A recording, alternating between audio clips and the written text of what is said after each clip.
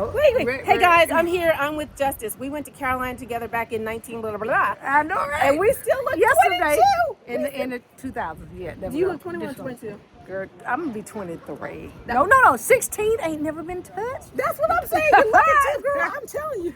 Oh my God. But I was telling Justice, she asked me how I was doing. I said, I've been going through a little bit of challenges right now with this liver abnormality and just basically having some difficulty with eating and my diet, and I have to get rid of cheese and dairy and all that. And Justice said, wait a minute, that's what I do for a living. Let me tell you what it is.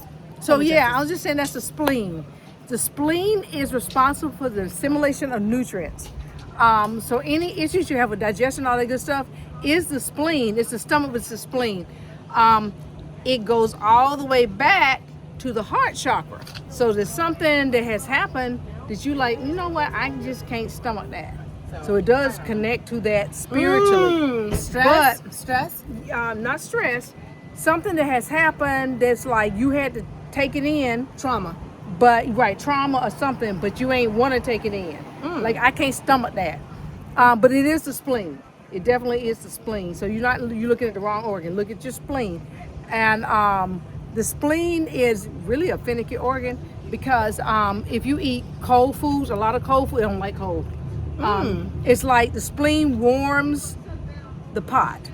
So your stomach's the pot, the spleen warms the pot. So you think a hot pot, you throw ice, you don't like it. Grease, you don't like it. All that stuff irritates your spleen. Wow. Also, as not even as we get older, it's in general, the grease and a lot of the stuff just really irritates it.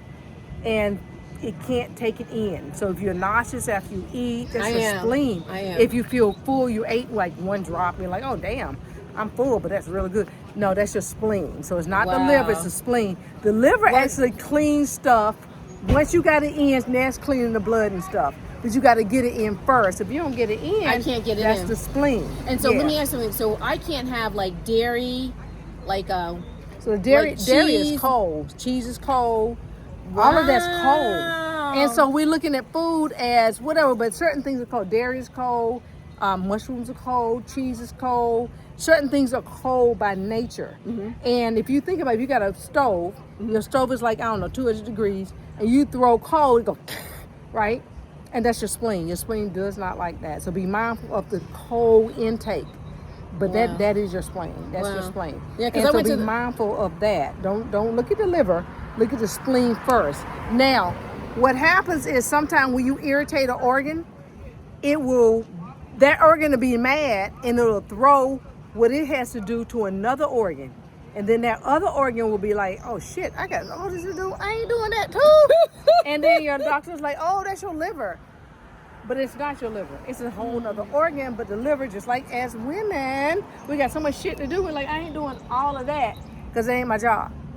And it looks like it's us, but it ain't us, because why we got to do all that? Why can't you do your job and you do your job? So that's literally how that is. Wow. And that's so powerful because I went to the doctors and they tested. I went to UNC and they were like, oh, there's nothing there. Like they took a picture, top and top, bottom top, nothing there. Let's give you some mouthwash.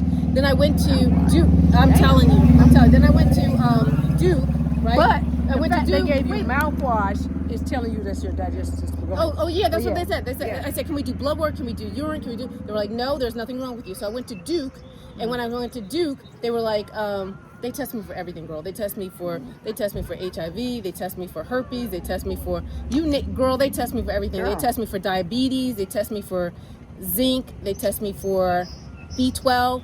And then the last thing they tested me for was my liver. And so all the tests came out negative except for the liver. And it was just like a slight abnormality. It wasn't like big, it was very slight.